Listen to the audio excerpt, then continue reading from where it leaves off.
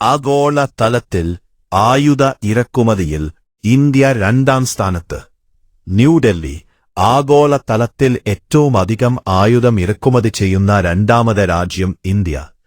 പ്രതിരോധ മേഖലയുമായി ബന്ധപ്പെട്ട് ആഗോള തലത്തിൽ ഗവേഷണം നടത്തുന്ന സ്റ്റോക്ക്ഹോം ഇന്റർനാഷണൽ പീസ് റിസർച്ച് ഇൻസ്റ്റിറ്റ്യൂട്ടാണ് ഈ കണ്ടെത്തൽ നടത്തിയത്. ആയുധ ഇറക്കുമതിയിൽ 1ാം സ്ഥാനത്ത് യുക്രൈനാണ്. ഇന്ത്യയുടെ ആയുധ ഇറക്കുമതിയുടെ 40% റഷ്യയിൽ നിന്നാണ്.